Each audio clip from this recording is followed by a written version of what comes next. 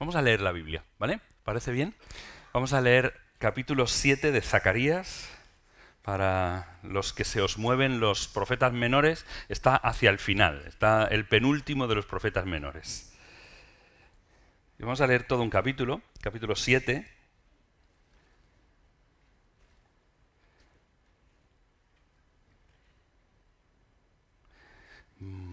Si me seguís, yo voy a leer en la Biblia de las Américas, pero utiliza la versión que tengas delante. Entonces, la que te sea más común, la que sea la versión de tu corazón, la que entiendes más fácil, pues vamos a leer Zacarías capítulo 7. Y sucedió que en el año cuarto del rey Darío vino la palabra del Señor a Zacarías el cuarto día del mes noveno, Quisleu. La aldea de Betel había enviado a Sarecer, a Regem-Melec y a sus hombres a implorar el favor del Señor y a hablar a los sacerdotes que eran de la casa del Señor de los ejércitos y a los profetas, diciendo: ¿debemos llorar en el mes quinto y abstenernos, como lo hemos hecho durante tantos años? Entonces vino a mí la palabra del Señor de los ejércitos, diciendo: habla a todo el pueblo de la tierra y a los sacerdotes, y di: cuando ayunabais y os lamentabais en el quinto y en el séptimo mes, durante estos 70 años, ¿ayunabais en verdad por mí? Y cuando coméis y bebéis, ¿no coméis y bebéis para vosotros mismos? ¿No son estas las palabras que el Señor proclamó por medio de los antiguos profetas, cuando Jerusalén estaba habitada y próspera con sus ciudades alrededor, y el Negueb y la tierra baja estaban habitados? Entonces vino la palabra del Señor a Zacarías diciendo: así ha dicho el Señor de los ejércitos: juicio verdadero juzgad, y misericordia y compasión practicad cada uno con su hermano. No oprimáis a la viuda, al huérfano, al extranjero, ni al pobre, ni traéis el mal en vuestros corazones unos contra otros.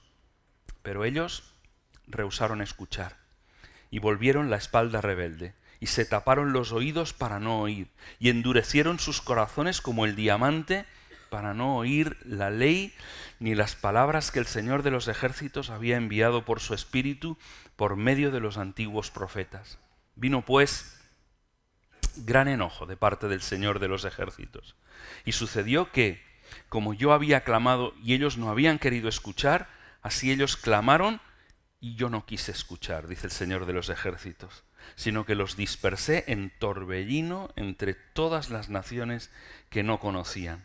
Y la tierra fue desolada tras ellos, sin que nadie fuera ni viniera. Convirtieron la tierra deseable en desolación. Vaya pasaje, ¿verdad? Nos deja, ¡buah! Deja una buena sacudida el pasaje. Hay enfermedades de países ricos y enfermedades de países pobres. Y hay enfermedades que afectan una parte muy importante de nuestra población porque somos un país rico. Entre ellas está la enfermedad de la arterioesclerosis. Eso significa que las paredes de las venas, de las grandes venas y de las arterias se van endureciendo, se vuelven como de cartón, ¿no? Se van engrosando hasta producir, en los peores casos, una obstrucción de la circulación de la sangre y provocan accidentes vasculares como el infarto y otros problemas de corazón. Digo que es una enfermedad de país rico porque normalmente lo que la produce es la alimentación demasiado grasa, lo produce el sedentarismo y el estrés, que son cosas que nos ocurren a nosotros en este tipo de países. Pero ¿sabéis? La peor esclerosis que tiene nuestra sociedad no es esta, sino que tenemos otro problema que es la esclerosis espiritual, un endurecimiento de nuestro corazón, el endurecimiento de las arterias espirituales, de manera que llega un momento en que no sentimos nada, en que sucede que nada es capaz de conmover nuestro corazón. Nuestro Dios nos habla, nuestro Dios sigue hablando con nosotros, pero nosotros no escuchamos ya. Nos hemos endurecido, nos hemos vuelto insensibles hacia Dios. Zacarías 7 está describiendo un momento muy especial. Es un momento en el que el pueblo ha regresado después de la cautividad de 70 años en Babilonia. Ellos están tratando de reconstruir el templo, ¿eh? Están haciendo esa tarea, están en mitad. Llevan, más o menos, en Zacarías 7, llevan 2 años construyendo el templo y faltan 2 años para acabarlo. Pero el templo ya comienza a verse, ya comienza a estar levantado aquel templo en ese momento, ¿no? Y en ese momento Dios les dirige un mensaje, y lo hace porque ellos vienen a preguntar. Ellos vienen a preguntar, mandan una delegación de un pueblo que se llama Betel, y entonces llegan allí y le preguntan, dice, hemos estado ayunando durante todo este tiempo. Aquí habla de 2 ayunos, pero hay 2 más. Si leéis en el capítulo 18, el capítulo 8, el versículo 19, encontraréis que allí habla de 4 ayunos, ¿no? Y esos ayunos ellos los habían comenzado a hacer por su cuenta, y dice, bueno, ahora que esto ya está más o menos reconstruido, ahora que ya hemos vuelto de la cautividad de Babilonia, tenemos que seguir ayunando como ayunábamos antes. Todo este tiempo, todos estos 70 años hemos mantenido estos 4 ayunos, pero sigue haciendo falta en el día de hoy. Y aunque no os lo pueda parecer, creo que esa gente que regresó del exilio, ese pueblo de Israel de aquel tiempo, se parece mucho a la iglesia de España del año 2019, ¿vale? Entonces, yo siempre tengo que pararme con los años, nunca me acuerdo de qué año estoy, ¿eh? Esto es, siempre me piensa estoy en el 2021, en el 2022, tengo la mente ahí delante puesta. Pues fijaos eso, ¿en qué se parece este pueblo que estaba allí hace, yo qué sé, 500 años y nosotros? ¿En qué nos parecemos 2500 años atrás, verdad? Pues creo que nos parecemos porque ellos eran una pequeña minoría, eran tan poquitos, eran un grupo tan pequeño que había regresado desde Babilonia. De los muchos que se llevaron, había regresado un grupito muy pequeño. La mayoría de ellos se habían asimilado con la cultura del imperio medo-persa y ahí se habían quedado. Y solo los escogidos, unos pocos, habían regresado a Jerusalén. Pero eran tan débiles, un soplo y los destruían. Una pequeña invasión, no hacía falta demasiada invasión, no mandáis todo el ejército, mandad solo unos cuantos, porque ellos eran tan pocos que era facilísimo destruirles. Pero a la vez ellos tenían un sentimiento de que ellos eran, ¿cómo decirlo? Ellos eran la crème de la crème, ellos eran los mejores, ¿vale? O sea, de todo el pueblo que se había ido, nosotros somos los de verdad, nosotros somos los que hemos regresado de ahí, nosotros somos el moll de l'os, que decimos aquí en catalán o en mallorquín, ¿verdad? El moll de l'os, somos el centro, somos los de verdad. ¿No nos sentimos a veces un poco así nosotros en medio de la sociedad española? De alguna manera nosotros decimos, es que somos muy pocos, es que los evangélicos somos un grupo relativamente reducido dentro de esta sociedad, ¿no? Y a veces nos sentimos, tenemos complejo de minoría, ¿no? Y complejo de minoría significa que, sea justificado o no, a veces actuamos como minoría, actuamos con sentido de qué pobres, pobre de mí, ¿no? Y no tenemos la mente pensando en que ni somos tan pocos, ni somos tan poco relevantes en la sociedad. Pero por otra parte tenemos también esa sensación un poco de ser la crème de esta sociedad. Todos los demás se han echado a perder. Qué grande es la corrupción de la sociedad, qué mal está todo, ¿no? Y nosotros somos... Perdón, pero nosotros somos aquí lo mejorcito de esta sociedad, ¿no? Y un poco tenemos ese problema que tenían ellos de situarse delante de lo que Dios quería que ellos fueran. Ni tan pocos, ni tan santos a veces, sino que a veces tenemos que mirarnos de una manera realista, tenemos que pensar sobre nosotros de una manera realista. Como os decía, la pregunta tenía que ver con la observancia de 2 ayunos, pero había 2 ayunos más. Y, ¿sabéis? Esos 4 ayunos, ¿por qué hacían ese ayuno en ese momento, en esos meses concretos? Todos tenían que ver con la caída de Jerusalén y con la deportación de Babilonia 70 años antes. En el mes 10, ¿qué sucedió? Nabucodonosor sitió la ciudad. En el mes 4, ¿qué sucedió? Cayó la ciudad. En el mes 5, ¿qué sucedió? Incendiaron el templo. En el mes 7, ¿qué sucedió? La muerte de Gedalías, que era el gobernador que los babilonios al conquistar la ciudad habían dejado. Habían dejado un gobernador judío ahí y luego los propios judíos le mataron a Gedalías, lo que hizo que todos tuvieran que marcharse, tuvieron que irse mucha gente y muchos se fueron a Egipto, por ejemplo.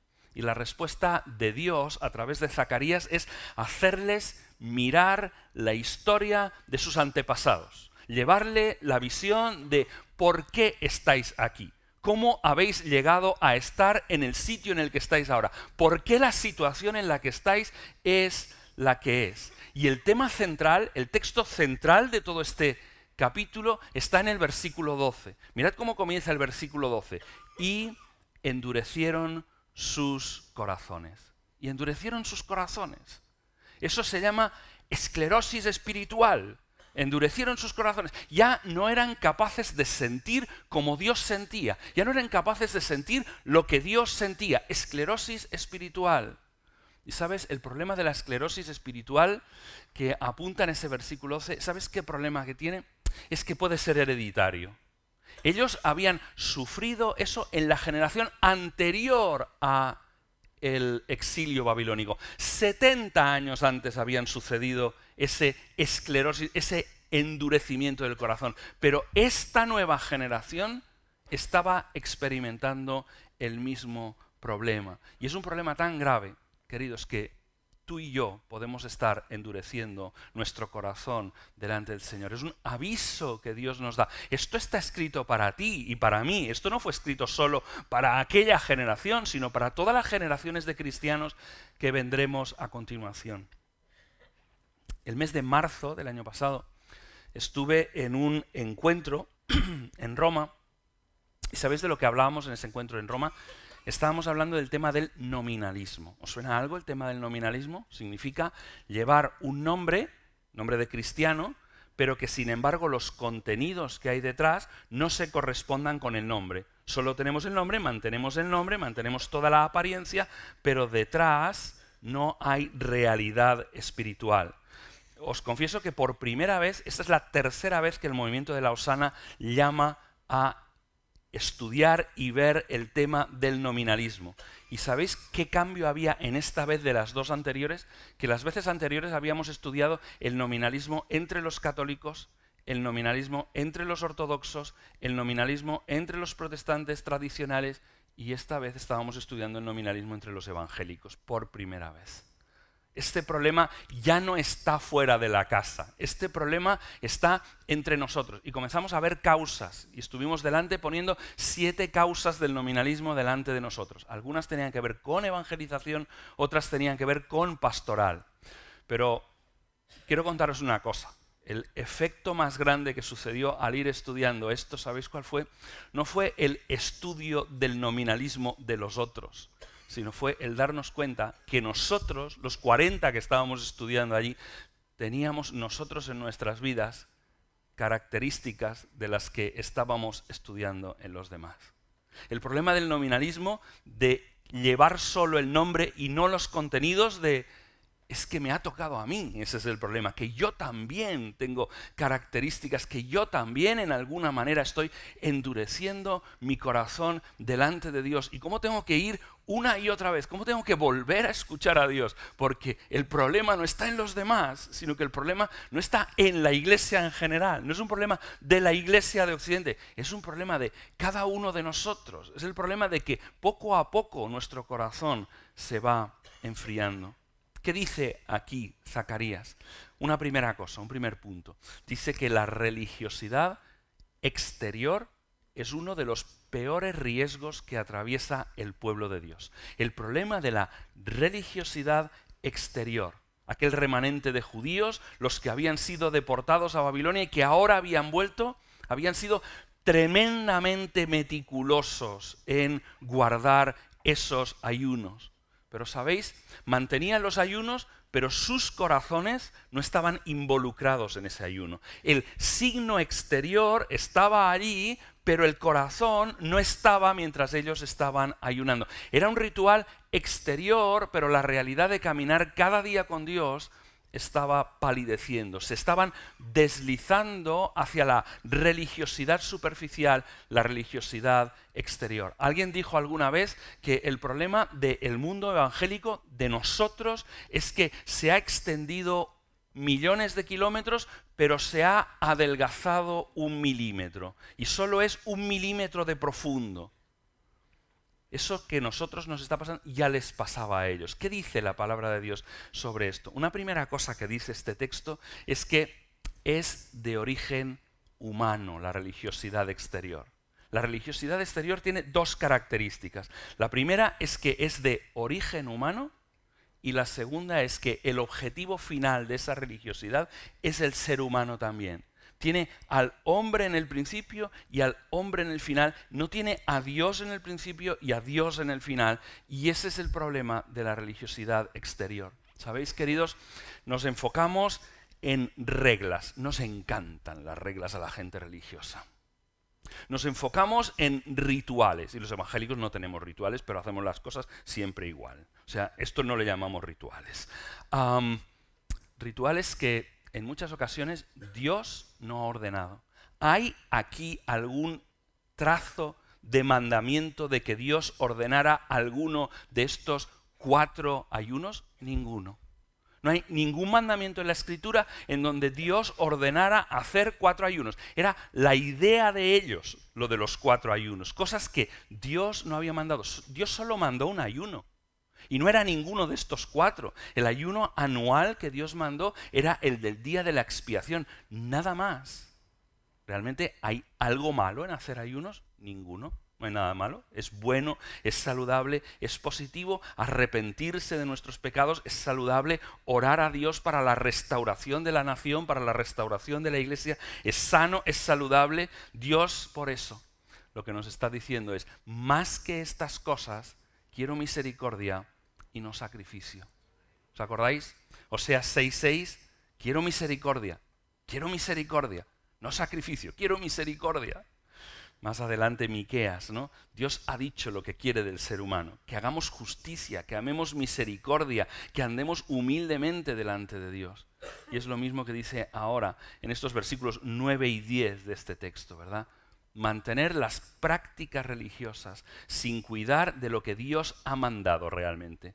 Que hagamos misericordia sin cuidar de las prioridades de Dios. Establecemos otras prioridades, establecemos las nuestras, tenemos nuestro calendario, tenemos nuestro programa. Y al final el programa de Dios va quedando siempre debajo, ¿no? Nuestras prioridades, no las de Dios. Tener una agenda, en primer lugar, definida por el hombre, en lugar de definida por Dios. Ese es el primer riesgo, que el origen sea origen humano. Dejadme que lo diga así. ¿Cuántas iglesias están enganchadas a reglas? Y utilizo la palabra enganchadas en el mismo sentido que un drogadicto está enganchado a la droga. ¿Cuántas iglesias estamos enganchados en reglas humanas que Dios no mandó? Que las hemos creado nosotros, esas reglas humanas, que cuando las vamos a buscar en la Biblia no están en ninguna parte. Hemos impuesto cargas, y sobre nosotros mismos hemos establecido cargas sobre nosotros. Y luego utilizamos esas medidas humanas que nosotros hemos creado, que hemos establecido para juzgar la espiritualidad de los otros. Juzgar la espiritualidad de los otros conforme a normas humanas que nosotros hemos establecido, que hemos asumido como la esencia de la santidad, como de la voluntad de Dios, que miden a la gente por esas cosas. ¿Cómo medimos cuando un hermano es fiel o no? ¿Cuál es la manera de medir la fidelidad de un hermano o no? En primer lugar, Dios no me ha enviado a mí a medir la fidelidad de los hermanos. No es mi tarea. Dios sigue conservándola a Él, esa tarea. Pero a veces voy a un lugar y me dicen, sí, es un hermano muy fiel. Y me comienzo a preocupar cuando me dicen que es un hermano muy fiel. No porque el hermano sea fiel, sino por cómo lo estamos midiendo que es un hermano fiel. ¿Cuándo vosotros decís que un hermano es fiel? Es que no se pierde un solo culto, ¿vale? Billy Graham decía, podrás pasarte 20 años sentado en un parking y jamás serás un coche. ¿Entendéis? El sitio donde tú te sientas no define lo que tú eres. ¿Estás de acuerdo? O sea, no define lo que tú eres. Por lo tanto, ¿cómo medimos? ¿Qué son los síntomas de fidelidad? ¿Sabéis? Hay algunos lugares en que te miden los síntomas de fidelidad por si bebes alcohol o no bebes alcohol. Norma humana. Esto no está en las Escrituras. Algunos por las cosas que vistes o las cosas que desvistes. otros por los lugares donde vas o por los lugares donde dejas de ir. Esos son sus símbolos de santidad particulares, los símbolos que te hacen un buen creyente. Juzgan a los cristianos por esas apariencias, listas de lo que es un cristiano carnal o un cristiano espiritual, listas que nunca estuvieron en la Biblia, sino que ellos mismos fabricaron y que empequeñecen, que empobrecen la experiencia espiritual de la gente. Todos igualitos, todos generados por el mismo patrón, todos como cubitos de hielo, ¿entendéis? Cuando Dios hiela el agua, ¿sabéis lo que hace? Dios hace copos de nieve cuando hiela agua. Y todos los copos son diferentes el uno al otro. ¿Sabéis qué hacemos nosotros cuando helamos agua? Hacemos cubitos, todos iguales los unos de los otros. Ese es el problema. El problema es medirlos a todos por el mismo patrón, cuando cada hijo de Dios es diferente el uno del otro. Pero la segunda cosa es que el fin último es también el ser humano. El yo y no Dios. Mirad en los versículos 5 y 6, por ejemplo, las preguntas que formula. Cuando ayunabais y os lamentabais en el 5º y en el 7º mes, durante estos 70 años, mirad la pregunta, ¿ayunabais por mí? ¿Realmente lo hacíais por mí? Mirad la siguiente pregunta. Y cuando coméis y bebéis, ¿no coméis y bebéis para vosotros? ¿Para vosotros mismos? Dios quería que ellos reflexionaran si lo que habían comenzado a hacer para Dios, porque muchas veces hay un principio espiritual detrás de las cosas que nosotros comenzamos a hacer. El problema es si seguía siendo el objetivo la alabanza de Dios, la gloria de Dios, Dios mismo, o estaba centrado en una espiritualidad carnal, una espiritualidad humana. La verdad que uno de los grandes riesgos de la religiosidad es que acabe centrada en nosotros mismos, que nosotros seamos el principio y el final de nuestra propia espiritualidad. Pensadlo por un momento. ¿Qué es ser un no creyente? ¿Qué es ser un no creyente? Es una persona que vive centrada en sí misma, ¿vale? Entonces, Él es el principio y el final. Como personas no creyentes somos autorreferenciales, perdona la palabreja, ¿vale? O sea, eso de ser autorreferencial, ¿qué significa? Que yo mido el bien y el mal por mí mismo, por lo que a mí me parece que es bien y que es mal. Que yo mido la verdad y la mentira no por criterios exteriores a mí. No mido el bien y el mal porque hay cosas que están bien y están mal ahí afuera de mí, sino que yo me convierto en la última referencia de todas las cosas. Está bien lo que a mí me parece que está bien, está mal lo que a mí me parece que está mal. Pero convertirse, ¿qué es? Convertirse es tomar la conciencia de que yo no soy el centro. Acabamos de cantar una canción que decía, Jesús Cristo, tú eres el centro. Esa es la cosa, es desposeer al ser humano de ese lugar central, quitarle del altar al cual adoramos, que nos estamos adorando a nosotros mismos, y comenzar a adorar a Dios en ese altar, a uno que es un completamente otro, que no soy yo, que tiene el derecho de establecer los criterios, de espiritualidad, de establecer los criterios de bien y mal, de verdad y mentira. Pero cuando todo acaba en mí, ¿verdad?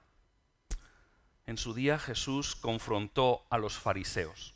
Los fariseos, ¿sabéis quiénes eran? Los mejores evangélicos de su tiempo, eran los fariseos. Ellos hubieran sido evangélicos de nota, hubieran sido, porque no se perdían no se perdían un culto, no se perdían nada.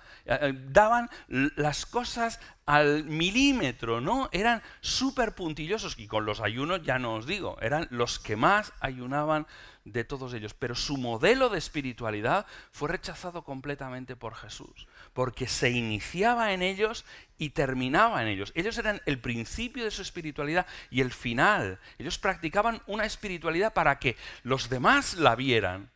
Ellos practicaban una espiritualidad que el día del ayuno desmejoraban su rostro. Ellos practicaban una espiritualidad de cuando oraban se ponían en el sitio donde todo el mundo estratégicamente los viera. Qué bueno que nosotros no hacemos así, ¿verdad?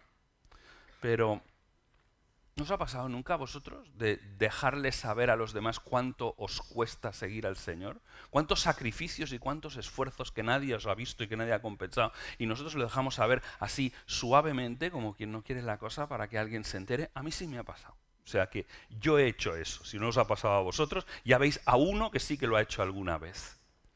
¿Estamos realmente haciendo las cosas para Dios o más bien estamos satisfaciendo necesidades en nosotros mismos. En el liderazgo sucede mucho.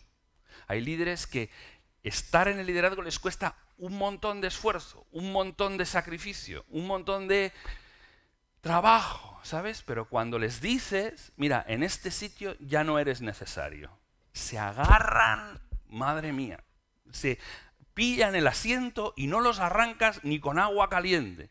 Pero no habíamos quedado que esto era un sacrificio. Pues ahora este sacrificio tienes que irlo a hacer allí, porque en este sitio ya no hace falta, tienes que desplazarte de sitio. ¿No será que muchas veces hay muchas cosas que tienen un pago interior? El hecho de sentirnos necesitados. Personas que cuidan de personas que están incapacitadas y que sacan el sentido de su vida de ser necesitados por la otra persona, ¿no? ¿Y cuánto hay de pago? El Señor, cuando hablaba de esos fariseos, decía, ya tienen su recompensa. Ya tienen su recompensa. Eso exterior es su recompensa realmente, porque realmente no estaban buscando la recompensa de parte de Dios, sino que estaban buscando la recompensa inmediata, la que tenían a su alrededor.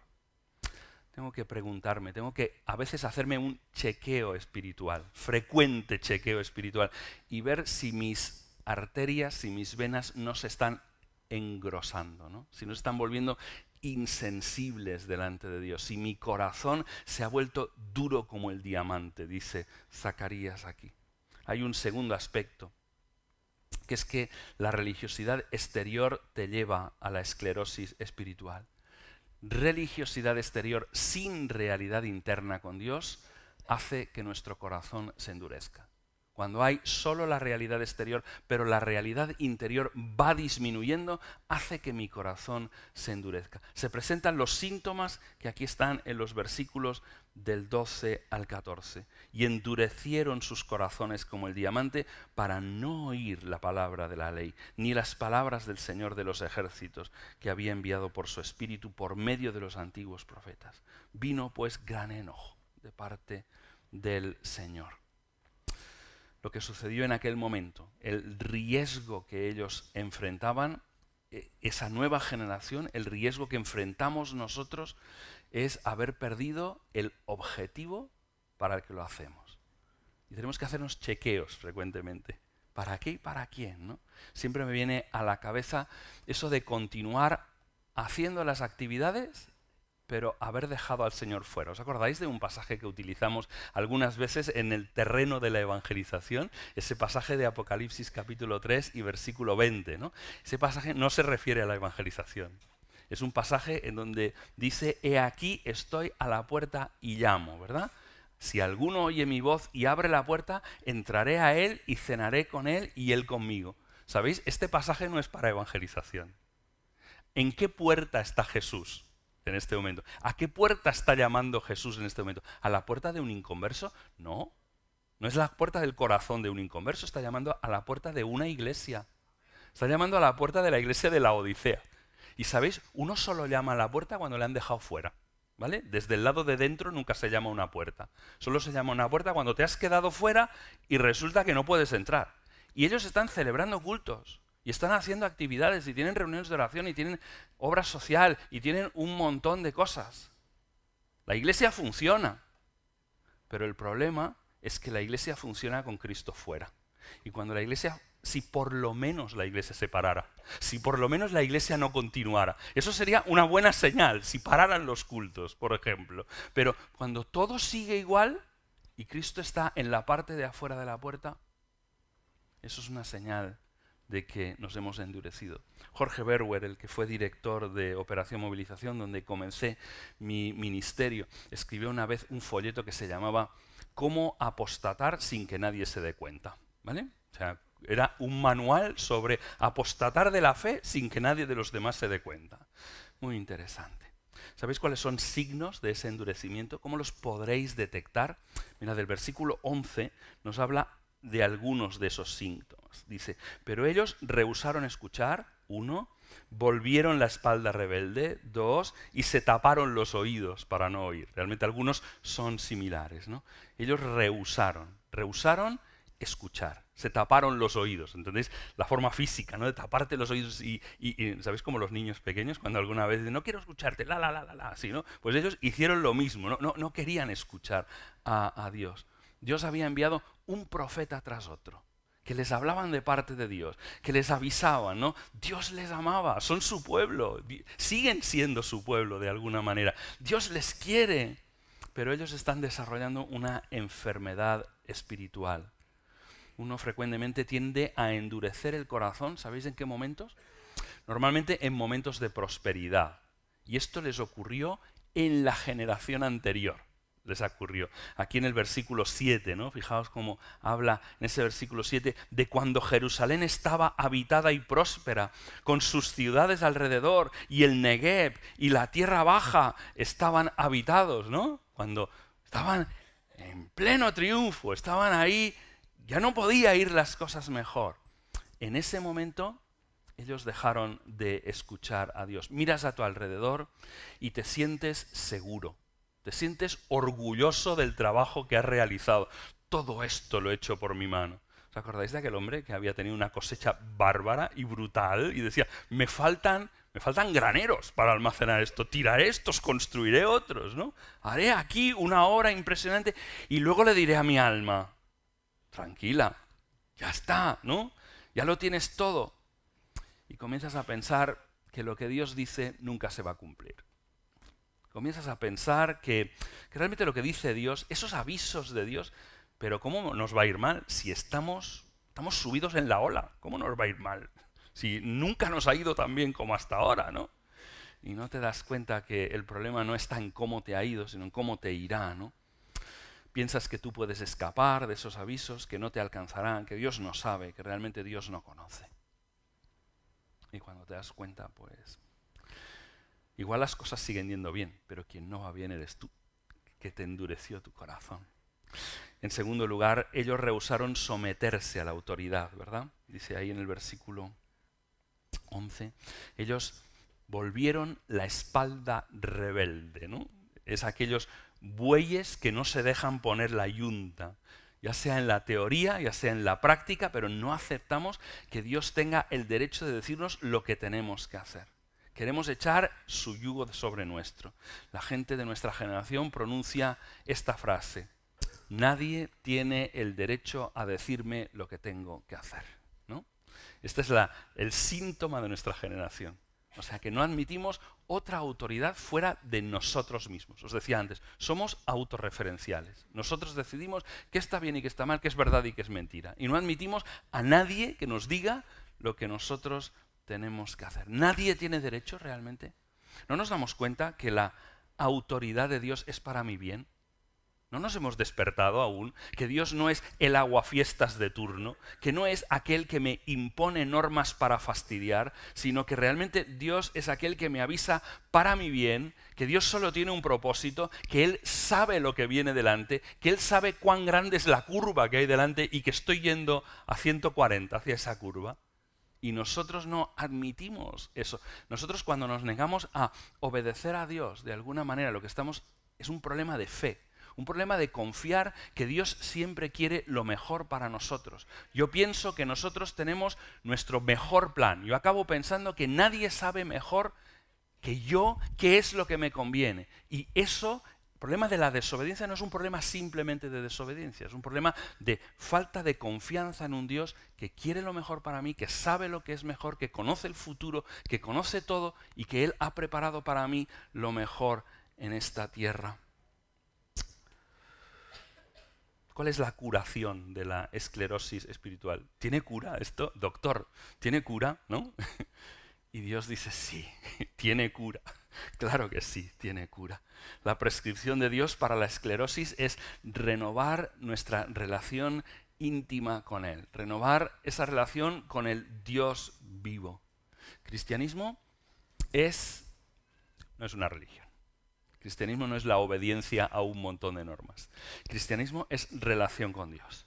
Y hay que restaurar y restablecer la relación con Dios. Solo esa intimidad, ese contacto de tú a tú con ese Dios vivo es el único que tiene la capacidad de desatascar las arterias espirituales de mi vida. Mira, cuando algo funciona mal en el cristianismo, normalmente no se resuelve con la palabra más. No se resuelve con la palabra más. Tienes que leer más tu Biblia, tienes que orar más, tienes que venir más a los cultos, tienes que evangelizar más. Esta no acostumbra a ser la respuesta de ningún problema espiritual en la Biblia. La Biblia no dice que tienes que hacer más. La Biblia lo que te dice es que tienes que amar a Dios. Eso es la señal de ser un cristiano. Ser un cristiano no es el que hace mucho. Ser un cristiano no es el que todo lo hace bien. Ser un cristiano no es aquel que nunca peca contra Dios. Ser un cristiano es aquel que ama a Dios por encima de todas las cosas. Con todo su corazón, con toda su mente, con todas sus fuerzas, con todo lo que tienes. Eso es ser cristiano, ¿entiendes? No es la lista que te han hecho. No es la lista que te has hecho. Es quemar la lista y decir, yo no puedo. Además, si hubiera alguna lista, yo no la cumpliría, porque soy incapaz de cumplir con esa lista. Entonces, mejor la rompes. Yo estoy aquí solamente porque este incapaz se ha encontrado con la persona de Jesús. Porque este que no podía hacer nada y que se había convertido en culpable de todo, resulta que ha descubierto a Cristo, que lo ha perdonado todo. Y que ha querido amarme de una manera como nunca nadie me amó y nunca nadie más me amará. ¿Entendéis? Esto es el cristianismo. El cristianismo no se trata de ninguna lista. En 1 Corintios, Pablo decía, ya sea que comáis, ya sea que bebáis, como decía aquí, dice, ¿bebéis para Dios, coméis para Dios o bebéis para vosotros mismos? Y Pablo decía, ya sea que comáis, ya sea que bebáis, hacedlo todo para la gloria de Dios. En 2 Corintios decía, para que los que viven ya no vivan para sí, ya no vivan para ellos mismos, sino que vivan para aquel que murió y resucitó por ellos. Él es el único sentido en la vida que vale la pena vivirla. Nuestra vida de relación con Dios siempre se demuestra en relación con los demás. ¿Habéis visto cómo en los versículos 9 y 10 Él les decía que qué era eso que quería el Señor? Así ha dicho el Señor de los ejércitos. Juicio verdadero juzgad, misericordia y compasión practicad cada uno con su hermano. No oprimáis a la viuda, no oprimáis al huérfano, ni al extranjero, ni al pobre, ni traméis el mal en vuestros corazones los unos contra los otros. Si quieres tomarte hoy la presión, quieres tomarte la presión, pero si la tienes alta o baja, y saber cómo está funcionando, si tus venas siguen circulando o no, mira cómo tratas a las otras personas. Mira cómo tratas al pobre, a la viuda, al extranjero, al que no tiene ningún prestigio, al que nadie se enterará si le tratas mal, porque nadie cuida por ellos. ¿Cómo tratamos a esos? ¿Cuál es mi nivel de trato contra el que no puede defenderse? Contra el niño en casa, ¿sabéis? ¿Qué nivel de ternura en la educación estamos teniendo? ¿Hay educación con ternura o hay educación con aspereza? Porque el niño también es el que no se puede defender, ¿entendéis? ¿Cómo estamos tratando a las esposas en casa? Porque a veces los maridos tenemos posiciones predominantes en casa, cosas que nunca nadie escribió, un contrato no escrito, pero en el cual hay control y dominio. ¿Cómo estamos tratando al otro? Porque eso es tomarse la presión, eso es mirar cómo está funcionando, cómo está yendo realmente mi vida. Voy a terminar con una frase de Francis Schaeffer. No sé si le seguisteis en su tiempo, era un gran filósofo cristiano, y Francis Schaeffer decía esta frase, para terminar: no hay una solución mecánica para la verdadera espiritualidad. No es posible decir, lee tantos capítulos de la Biblia cada día y tendrás santificación. No es posible decir, ora un tiempo tan extenso cada día y tendrás tal grado de santidad. No es posible juntarlas las dos y decir, tendrás esa cantidad de santificación. Esto no sería más que una solución mecánica. Y eso negaría toda la posición cristiana. El hecho es que la vida cristiana, la verdadera espiritualidad, no puede ser nunca mecánica. La solución real proviene de una comunión personal y continua, momento a momento, con Dios mismo, permitiendo que la verdad de Cristo fluya a través mío por la obra del Espíritu Santo. Amén.